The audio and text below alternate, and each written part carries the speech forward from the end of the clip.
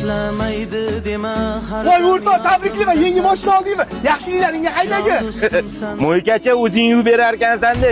To'g'ri aytasan. Bonusiga balonlarni qoraytirsan qolib ketmasin. Ana uni qara, mashinani yalavoriydi yuvyapti. Og'a endi shoshib bitin. Voy bitta mashina yuvdim o'rtoq, ko'rmalasini satib qopti. Mana, kam bo'lsa ham ko'p o'rnini ko'rasan. Og'ir kunlar bo'lsa. O'zim mo'ykada ishlayman. Adamlar rahmatlilar qo'ygan mashina sizga o'tgan ekan. 100 dollarga yetmayapti. Shuni menga soting. To'g'risini aytsam, sen bilan mashinang bo'lgani uchun o'rtoq bo'lib yuruvdim. Mashinang bo'lmasa, sen nima qilaman? Sog' bo'l. Voy, yangi mashinani dabdala qilibsan-ku. Buni tuzattiraman deb qarz qurs so'rab yurmagin. Menda pul yo'q. O'rtoq, tinchlikmi? O'zingga hech nima qilmadim, eshitishim bilan yugurib keldim. O'rtoq mashinam urilib dabdalasi chiqib ketdi. Gilamnisi o'rtoq, o'zingga hech nima qilmabdi-yu.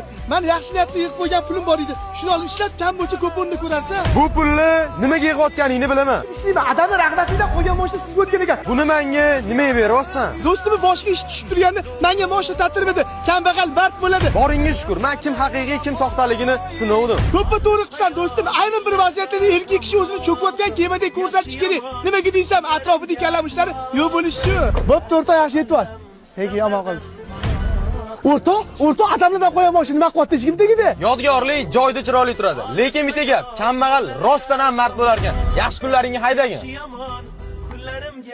Sizlar nima deysizlar? Kambag'al rostdan ham mard bo'ladimi? Ayirmagin Alloh.